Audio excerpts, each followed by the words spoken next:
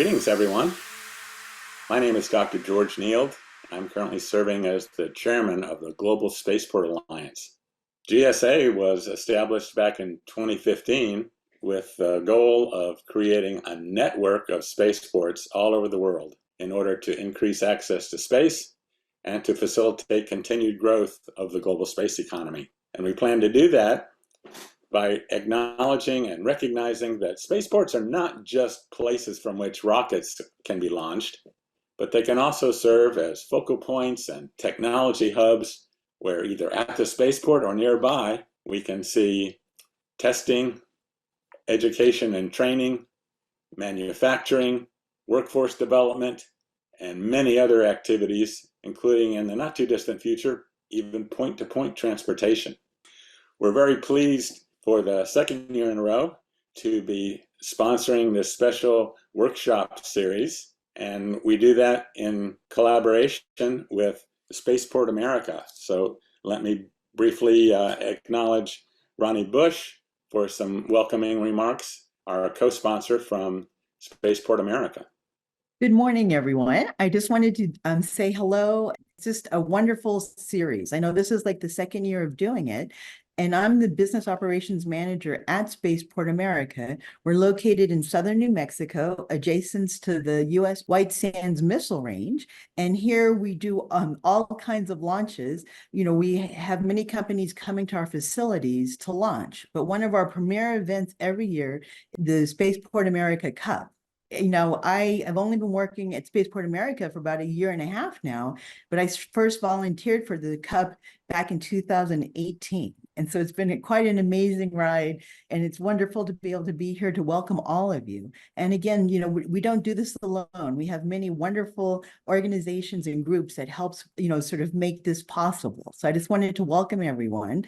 And I think these are so important because I know when I was younger, I didn't have a chance to learn a lot about, you know, sort of all the things it takes to work in the aerospace industry. And so I think these workshops are crucial, and I hope that you learn a lot through them. Thank you. Thank you very much, Rani. We appreciate your partnership in this endeavor. I also want to acknowledge our sponsor for this workshop series, Joe Bullington from Jacobs.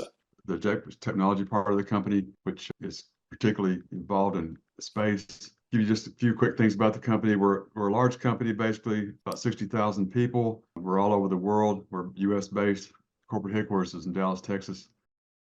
We're a leader in global professional services for NASA. In particular, we were at pretty much all the NASA centers, do a lot of DoD work as well. Most of it directly aerospace related, direct support. Our values for the company, just want you to see we have fundamental values that we care about. There's a company video that you can go to on our website. It's just jacobs.com.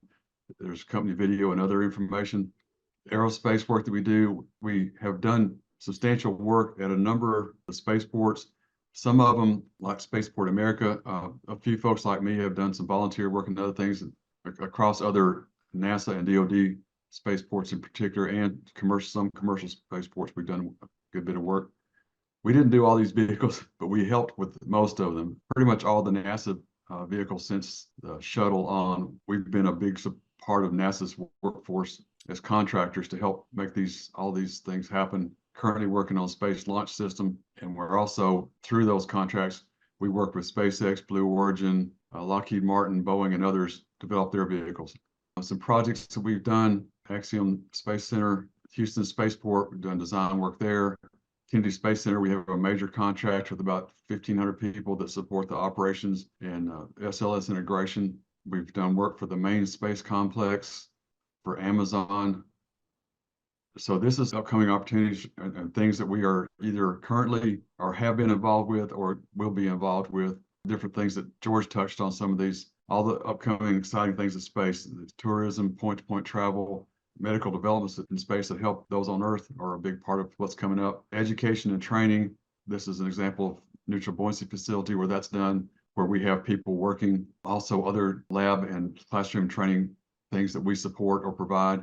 Sustainability, working towards a more sustainable way to do aerospace. Future tourism off planet. Currently, the tourism is mostly just up to low Earth orbit, but farther out, hopefully someday, that's a dream. And here's an example of some things we've been involved with, like a concept for a Mars habitat 3D printed. And by the way, Marshall Space Flight Center, where I work, has been working for several years on how to 3D print habitats for the Moon and Mars. And that's it for me. Thank you. Thank you, Joe. We really appreciate Jacob's sponsoring this workshop series. All right, at this point, we're ready to get started with our workshop. And our moderator today is Alice Carruth, who is the producer of T-Minus Space Daily Podcast. So over to you, Alice. Thank you, George. And hi, everybody. Welcome to this series. Today's workshop is predominantly based on how you can prepare yourself to get involved in the space industry. Now, we know we're going to be talking to people that are from the space industry, that have gone through the education system and are looking for their first step. But we're also talking to people that are wanting to take a step into the space career from other backgrounds. So hopefully, if you've got questions today for our panelists, put them in the chat. I'll make sure that we get answered them throughout this whole series. So I'm going to introduce you to the panel. First of all, we've got Joe H from Nova Space, Joe Bullington, who you just heard from, Jacobs, Rani Bush from Spaceport America, and Izzy House, who is the marketing manager for the Global Spaceport Alliance. I'm going to start with Joe H, who's going to give you a bit of an introduction to what Nova Space does, which is a really incredible company that helps people train in the space industry and get development training whilst in the space industry. So Joe, I'd really love to hand it over to you to explain to this what it is you guys do at Nova Space. Absolutely. So thanks for having me. I'm really excited to be here. I come from a background that was both space and military side. As I was getting towards the end of my career, I had recognized that there was a real lack of professional development and training opportunities available for people both on the government and commercial side of the space industry. And that was really the genesis for why we started Nova Space. As we've grown, we've developed into a company that really focuses on the complete workforce solution for both commercial entities and then also for training and skill development for DoD and NASA as well. Essentially, we are a space company that is focused on the people side of the equation. And so that is who I am and what Nova Space does. Yeah, why don't you give us a bit of an idea of a rundown of resume building and training opportunities that are available to people both starting their career in the aerospace industry from college and also those that are looking to transfer across? Absolutely. I'm going to show a couple slides for the group, and this will just kind of orient why we're going to talk about some of the things that everyone will bring up today.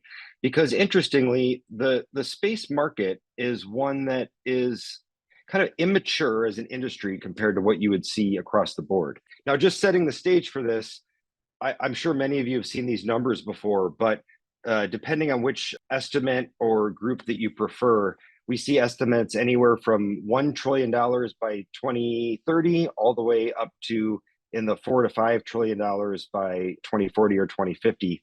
So wherever it ends up in that range between $1 and $4 trillion, the point is the space economy is growing and it is going to be very large.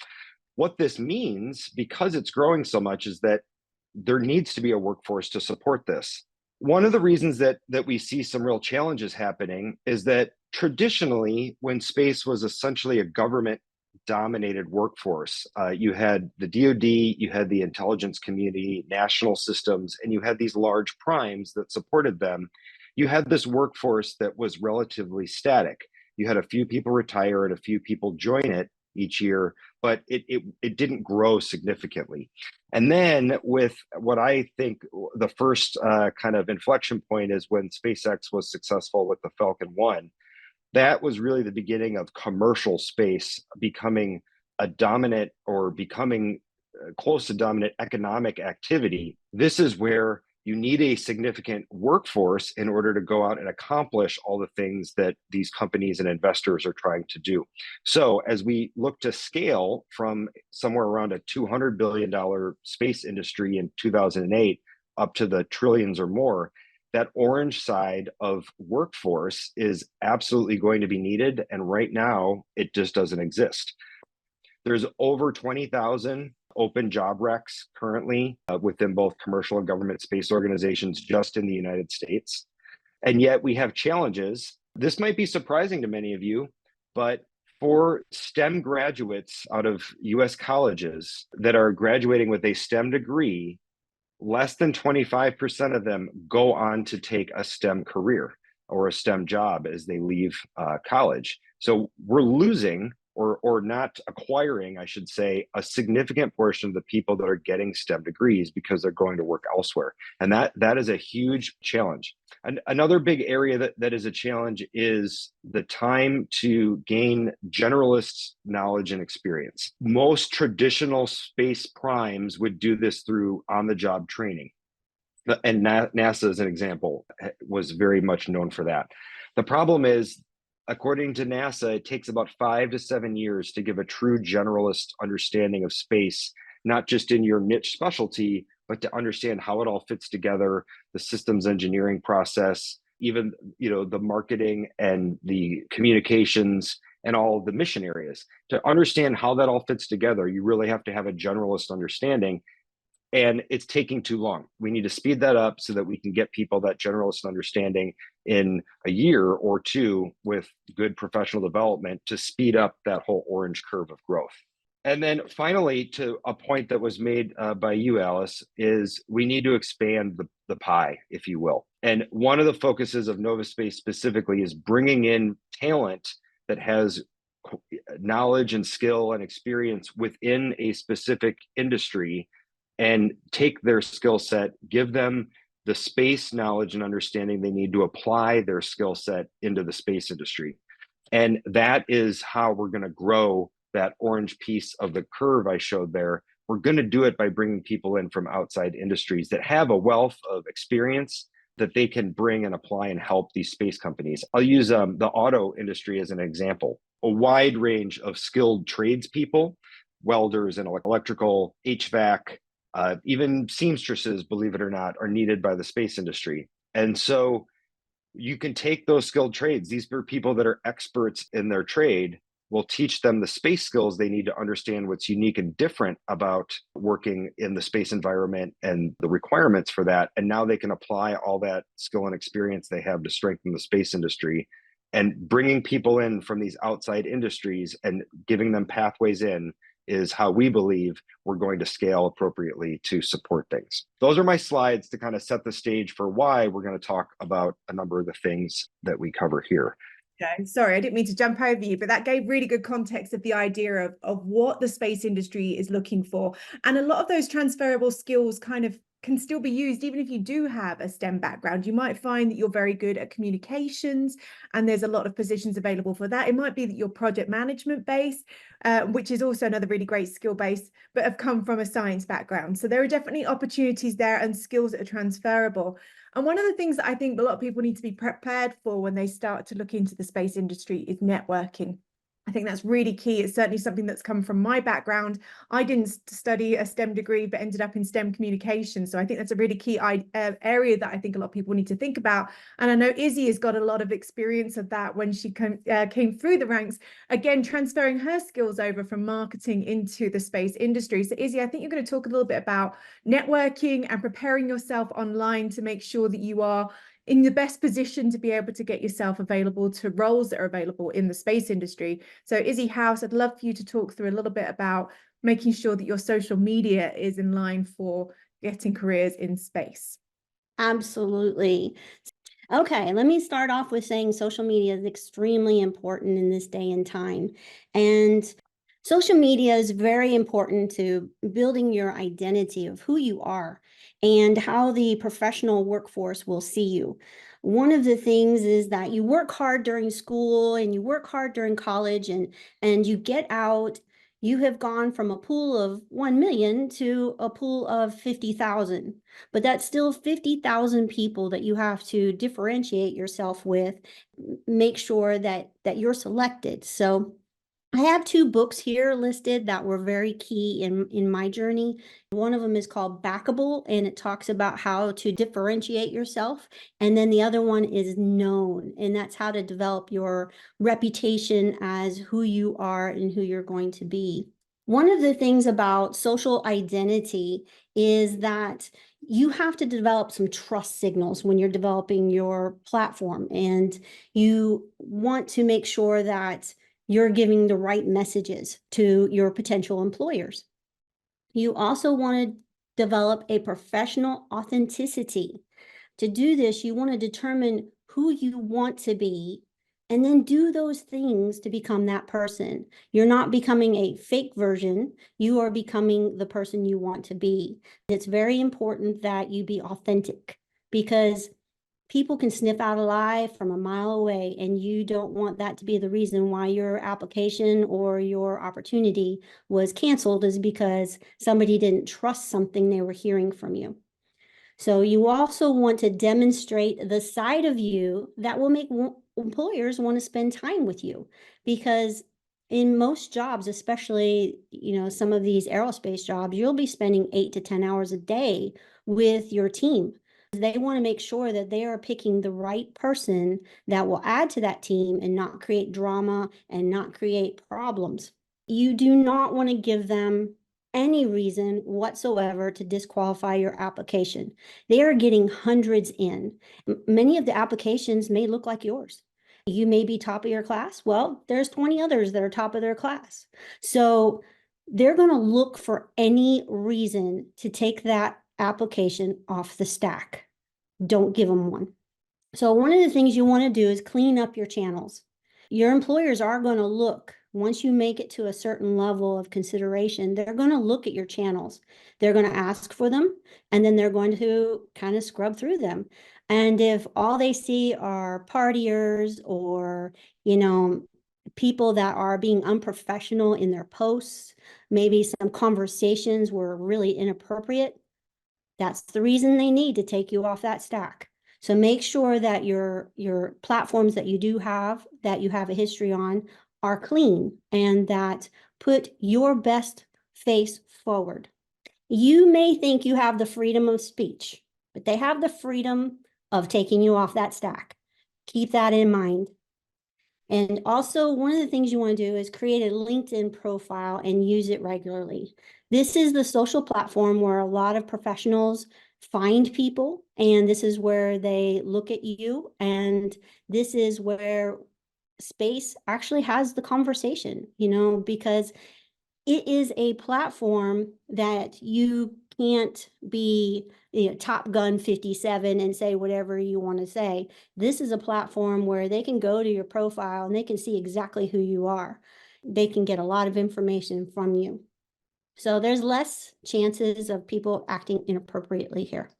You want your profile to tell your story. You want to make sure that it's filled, that you have all the sections you can, from your projects that you've worked on to the awards that you've received to your experience. Everything, like right here, marketing expert and space nerd. Now, that's what I have found works for me. But you want to have a good description that says what you're trying to do, who you are, and make it short. And throw a little emoji on there. That's okay. Everybody likes those. I went with a more professional sounding tag there for a while, and it didn't work as well. Play with it and see what actually resonates with who you're trying to connect with. The don'ts. I see this too much. Avoid looking tough. This is, having a stern face or being just too cool for good. This shows a personality that we may not want on our team.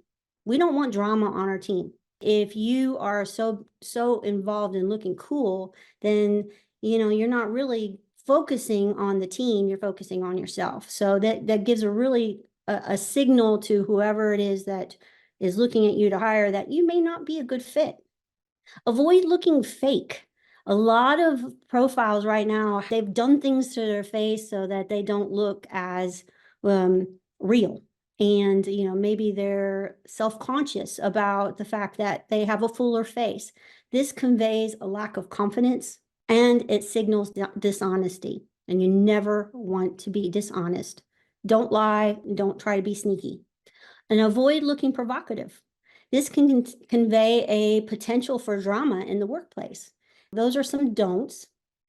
Do smile. We're learning who you are and whether or not we want to work with you. And tell your story. Employers want to see who you are as a person. This is Dr. Proctor, and she's one of my favorite astronauts. This is a very good example of how she's conveying a whole story with her profile. She's got a rocket behind her, and she's showing some of the real life experience that she has. Dress professionally in your profile, and make sure that you're dressed appropriately in your posts. And use a quality photo. Don't get a picture from a picnic that you were in the background, but you kind of like that dress you're wearing or that shirt you're wearing, and try to go in and it's all grainy. So make sure that you have a really good photo that you're using. When we go about the about section, this is where you're starting to talk to your employer. One of the things you want to do is you want to make it about what you can do for the employer. Avoid making it what they can do for you. So for example, if you're good at sales, then you want to say, this is how much I made for my clients. Make it about them. This is how much I can do for you. But if you're sitting there saying, I'm looking for a job that will make me an astronaut and put me in whatever seat, well, that's not going to appeal to an employer that's looking for somebody that's a team player. What can you do for them? Use keywords. This is very important. One of the things that I learned about was the fact that there was this one nurse, she was trying to get a job. The job descriptions that she was applying for, they said healthcare in one word. Well, in her resume, she had healthcare as 2 words. Well, the computer that goes through all of the resumes that come in did not put it on the HR's desk because it was 2 words, not 1. It was not the words that the computer was looking for to even get through the funnel system to even make it to the company. Use the keywords that they use in your resume and make sure that they're true, that it is something that you can do. Check your grammar and spelling. Simple mistakes can signal a lack of attention to detail and may reduce your professionalism. And avoid AI produced descriptions. There are programs out there that can sniff those out now. And if your whole resume is done by AI, they will know. They have AI to check for the AI. You will be disqualified. When we're talking about keywords here, there's a place where you can put your skills in. And you can see from this example, this is my top skills in marketing communication. But this is one that I pulled from a job listing. And you can see that it's saying I have 4 missing skills on my profile. Corporate communications and external communications were terms that they were looking for, but I just had communication. Make sure that it is working well with what it is that you're aiming to do. In your experience, make sure you complete this section. And then research your terms. Make sure the terms are jiving with your description, making sure that, again, you're showing how you benefited your employer and how you can benefit the next employer, and give stats and give as much of that information as you can. It is something that's a living document. Once you get that information into there, then you can go back through and massage it and make it better and tweak it as you learn more and as you're reading more of the job descriptions that are out there. Focus on how your experience will benefit the potential employer. I can't stress that enough. And here's another thing is add your volunteer experience. What you do on your free time through Scouts or through Civil Air Patrol, it matters. You have learned some leadership during those times. You're learning skills. So make sure you put those on your experience panel. And if you have pictures to describe some of the projects that you've worked on, upload those. People love to see what you've done, not just read what you've done. And when it comes to developing your network on LinkedIn, this is very important. When you start to build it, be picky, because who you link to is who you're going to get more of. If you are linking to people that like cars, but you're aiming for people that build rockets, maybe some or a few might cross over, but LinkedIn computer is going to say, oh, you like cars, we'll give you more cars. But you really want the rocket people. So make sure that you're linking to who it is that you want more of. And this isn't a popularity contest. This is being very on purpose about who you're connecting to. Are they the CEOs? Don't be afraid to reach out to one of them. That was one of the things I felt in myself when I first started my LinkedIn is that I had a chance to link to somebody that was top communications in one of the companies that I was kind of awestruck by. And I never pushed that connect button. Don't be afraid to reach out to somebody that may be a CEO of a big company. You know, what's the worst thing that could happen? They say yes and connect to you. And develop your network at a steady pace. If you develop your network too fast, it will send some alarm bells out that you are spamming, that you may not be legitimate. Do it slowly and do it consistently. And then make sure that you have these trust signals there. 500 plus connections is a trust signal. When somebody's looking to connect to you, they're going to look at how many connections you have. They're going to look at your activity. You know, how many posts have you done? If you haven't done any, guess what? They're going to get ignored. Those are trust signals. Again, this is the activity. They're going to look to see what kind of posts you're posting. So make sure that's relevant to your professional aspirations. And then that is it for today. I think, Izzy, you just touched on a lot of things that actually transfer over to resume building as well. I think you touched a little bit about AI generative search engines now when it comes to applying for positions. And it's very difficult, isn't it, when you're trying to build your resume and get yourself seen by people in the space industry? How do you put your resume to the top? And I think some of those things you were saying about LinkedIn as a profile would also be very transferable when it comes to skills in the space industry and how you get your resume seen. Rani, I thought this would be a really good chance to bring you in because I know you're relatively new to working full-time in the space industry, but have had a space passion for a very long time. I think talking through how you put yourself in the right position to be employed by Spaceport America would be a really great interest to the people that are watching that are thinking, I know I want to get in the space industry. And maybe didn't train it, you know, like me, I only graduated from university some 20 years ago. There was no such thing as space as a communications degree available to me back then. So how do I then show people my skills are transferable into the industry now? How did you manage to put yourself forward to work at the spaceport? You know what? And I loved all that Izzy said because it really applies. And I've had kind of a very interesting background. And I think the main thing I want to get through to, you know, anybody listening to this is never give up. And you know what? Failures are a part of, you know, sort of your experience. Because I wanted to be an astronaut since I was in grade school. I actually got appointed and got to go to the Naval Academy. Unfortunately, I did not graduate. And so early on, my biggest dream, you know, sort of died. And it took me a long time to come back. Well, you know, like in the second half of my life, I said I wanted to get back to my first love, which was space. You know, but again, you know, how do I do this now? Like I said, when I was at the Naval Academy, I started with the, you know, mechanical engineering, you know, I was aiming for that. That didn't happen. After that, I ended up going into sociology for various reasons and have a background, you know, now in sociology. And so when I decided I want to do something in the space industry, it's like, what do I do with a master's in sociology?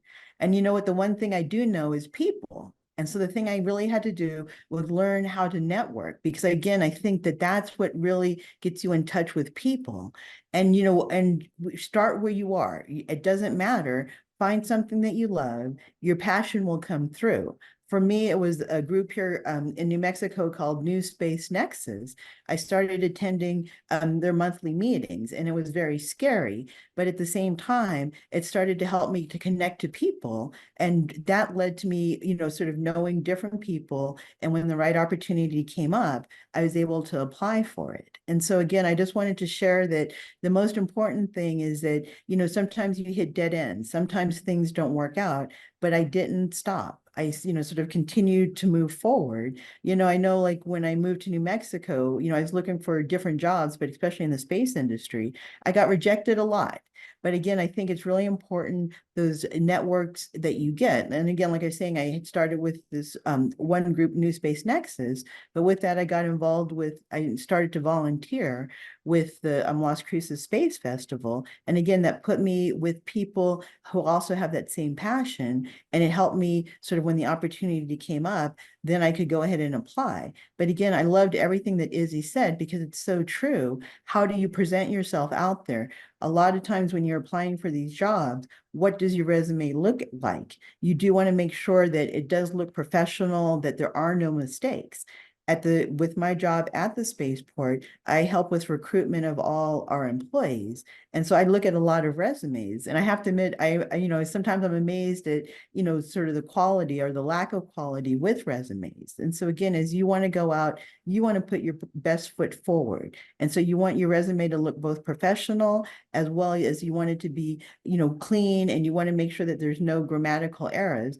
And one of my pet peeves, don't make the font too small. It seems that these days everybody is trying to cram everything into one page.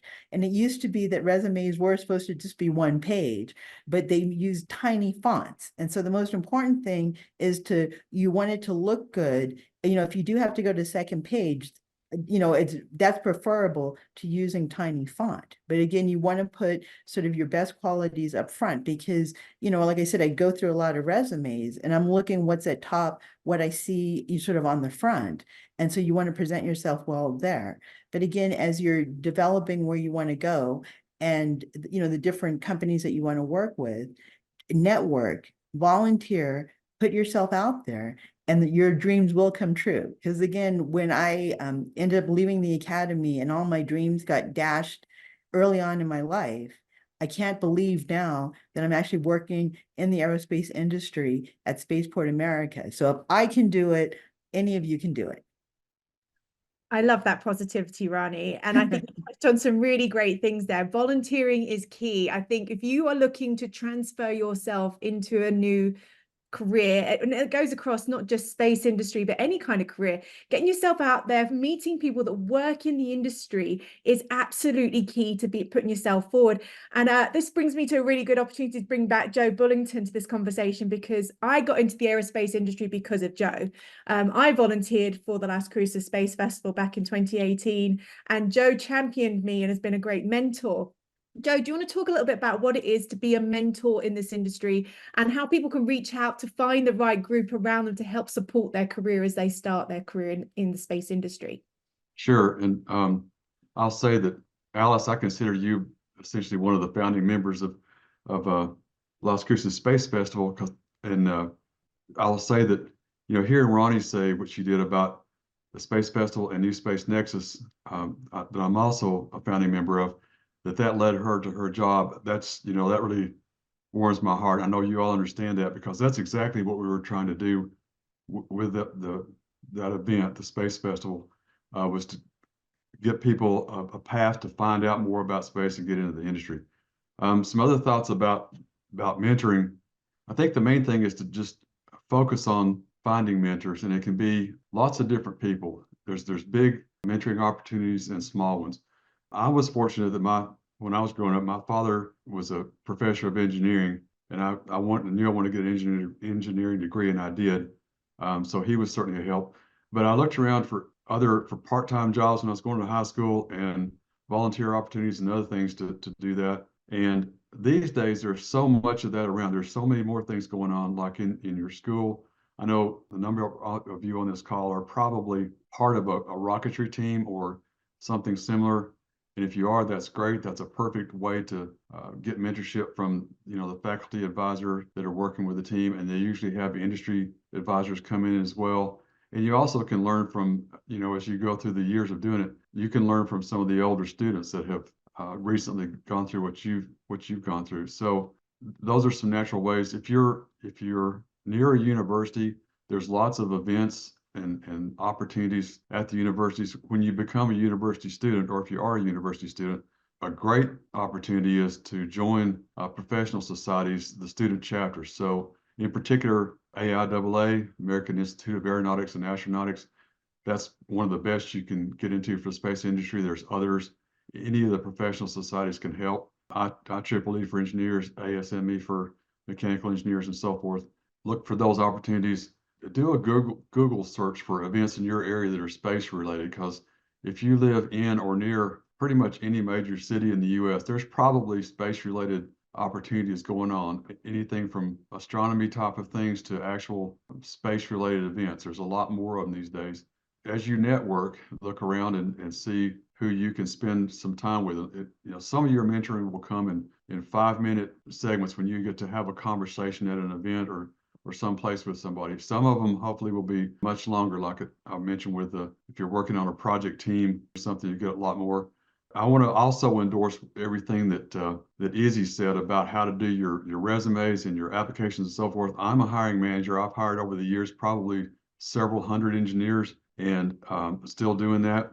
You want your resume and your public profile to be, as she said, on the right note and not don't have the wrong things in there.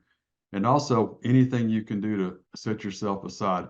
And as Alice said, and Izzy did, I think too, volunteering is a great opportunity to get some experience and you have something on your resume. So if I'm looking at 10 resumes and they all have good grades or just coming out of college, somebody's got a substantial amount of school project and or volunteering opportunities that they've taken advantage of. That's great. One more thing, LinkedIn. So I highly also recommend LinkedIn. I've been on it for a long time. I think I've got over 1,000 contacts now, but it only shows 500 plus. But I invite you to connect with me if you want to. Please do if you want to. I will be glad to give you feedback on what you put there if you want. Even if we never really have much of a communication back and forth, you'll be able to see my connections and my experience and other things, and hopefully get some good information and potentially connections from it. And I'll stop there, Alice. Thank you, Joe B. And I think this gives me a good chance to bring back Joe H, who I think has really showed all of us how to create a whole niche of his own. We've all sort of come into the career by joining other companies, but Joe started something from scratch. And I think that's a really great insight to sort of share with people. And we do have a question in the chat that I'm going to bring into afterwards. But Joe, when you approached this career from your military background, what was it like starting a company like Nova Space? How did you find that? How did you create that niche for yourself? Yeah, that's a great question. And it goes back, actually, to be honest, to what some of you were already talking about, which is networking. Now, I'll be honest, I'm actually kind of an introvert myself. And so it's not natural for me to be out and wanting to network with people. But what I've learned as I've matured as a professional and in my life is that networking and those connections are everything. As I started my company, I ended up bringing in people that I had known throughout my career because I saw something in them that made me know that I needed to bring them in to be a part of what I was doing. And it actually leads back to something I noted here while I was listening to everyone else talking, which is, I think for me as somebody that hires people and looks to grow people's space careers, the most important thing that I want to see when I'm first meeting somebody, whether it's on the page or it's in person, and I'm considering whether I want to work with them or have them a part of things, is that do they demonstrate value? What value are you bringing to the organization? Or what is it? And stepping back from demonstrating value, a recommendation that I would make to anybody, not just in space, but anybody that's kind of in the first stages or really any time in their career, is take a course on sales, okay? Because whether you realize it or not, you are selling every day of your life, from the day you're born, trying to get your mother to give you milk, all the way till the end of your life. You are selling, and it's yourself, it's your product, it's your company, it's your team, it's everything. So understanding why people make decisions and how to show them value and how to get them to accept your ideas, I think is a really useful tool that many of us had to get through painful experience, and learning early in your career good ways to do that, I think goes a long way for the interview process, for how you present yourself in your resume, for everything. So take a sales course. I love that. I think that's really great. It kind of goes down to that whole hard skills, soft skills argument. And I actually hate those words because it implies that hard skills are difficult and soft skills are easy, but they're really not. But they are both equally important when it comes to career opportunities. And I'm going to go back to what you were talking about much earlier, and it's come up as a question here in the chat. Why are we not retaining people in the STEM arena? Because like you said, less than 25% who are doing a STEM focused degree end up in careers.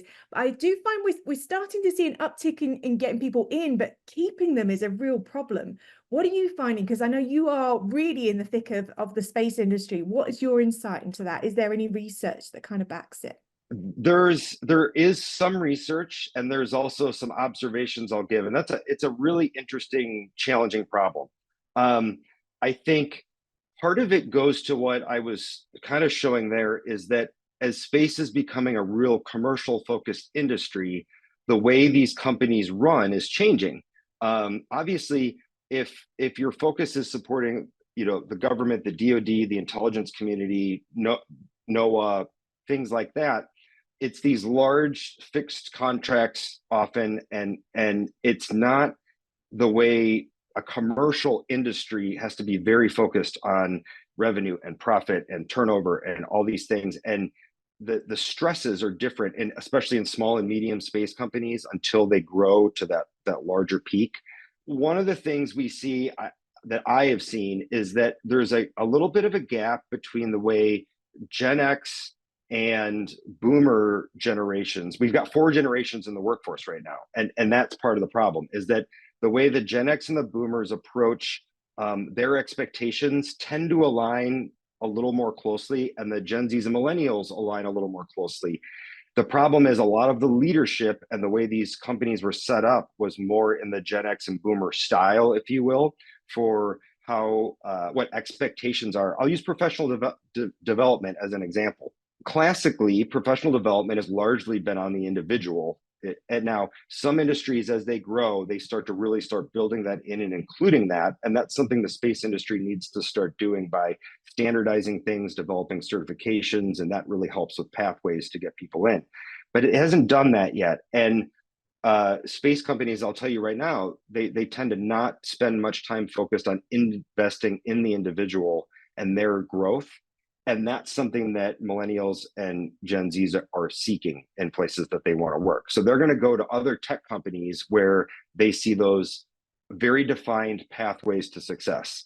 And that's another aspect of this, is that because we don't have very defined pathways for what a space career looks like yet, that is a scary proposition for somebody with a STEM degree thinking about coming into space, when they can go into these adjacent industries, computer industry as an example, or cyber. Very defined pathways for what a career would look like, what those steps are, what the training's needed, what the money's like, all of those things. We need to do a better job of showing people what those pathways look like or can look like in the space industry, and even formalizing them a bit. That makes it a safer play for people to come in. And I think that's a big part of the what holds them back. Yeah, I think you really hit on some key points there. And there are companies like yours that are offering these training programs that help them with space. And there are companies like the company I work for, N2K, which stands for News to Knowledge, that focuses on the cyber side of training, which I think are really helpful and key for people. But going back to Michael's question and whether or not there's research on this, I know that STEM Workforce 2030 has just released their second annual report on this, and there's lots of companies that are feeding into it. It's being coordinated by the Aerospace Corporation and the National Space Foundation. And they're finding that, like I say, they're attracting more people, but they're just not retaining them. I still think there's a lot of issues when it comes to diversity, inclusion in space. Why do you think that is? Is it something that we haven't thought about before and therefore haven't been prepared for it? Is it something that the workforce needs to catch up with? What are you seeing from a lot of the companies you're working with? Yeah, one thing that's interesting about the space industry is that it tends to be very geographically focused.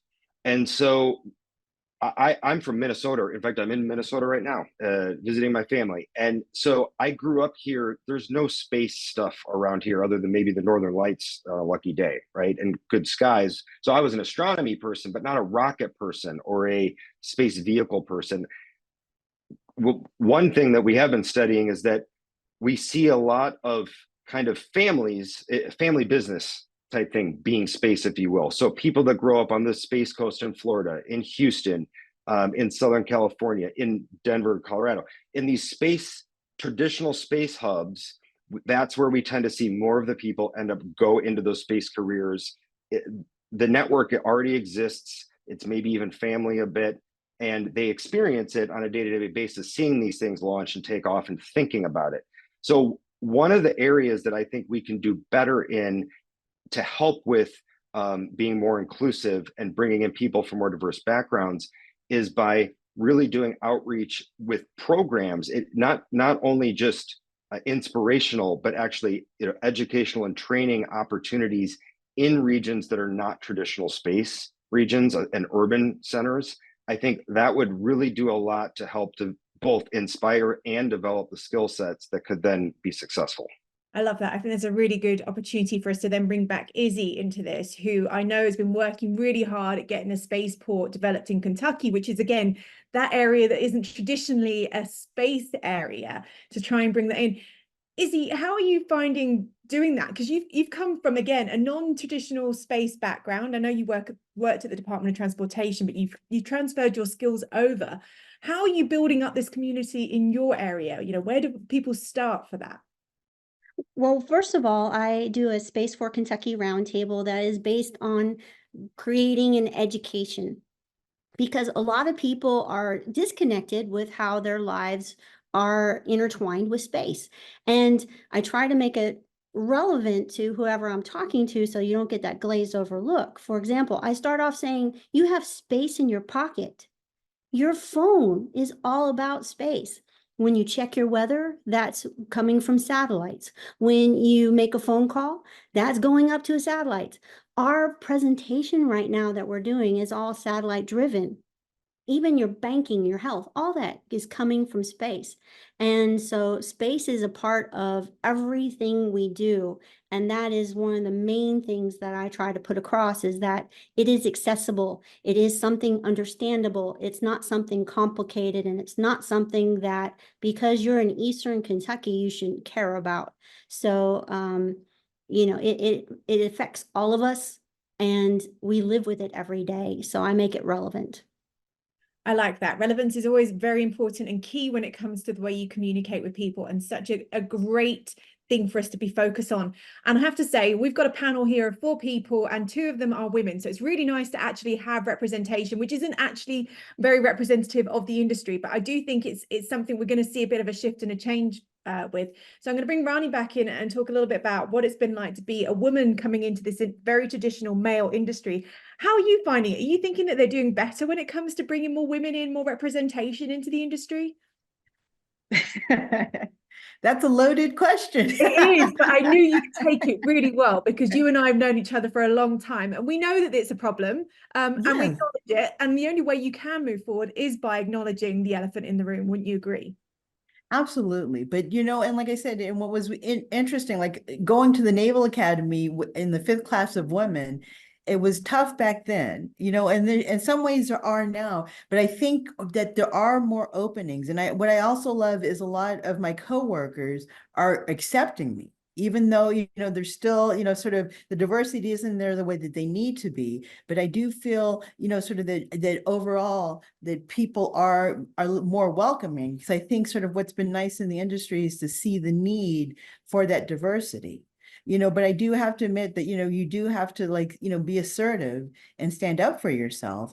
And I'm finding it that I have to at times when, something is said or somebody's treating me a certain way, not allow that to happen. So there's still that assertiveness that you do have to have. But I do have to admit that I do feel, and sometimes, and the one thing I think is also important is, even though we just naturally prejudge people anyway, that you need to give people, sort of, a chance to be themselves and also to interact with them. And you never know who are going to be your closest allies. Might be somebody who looks very different, even for me.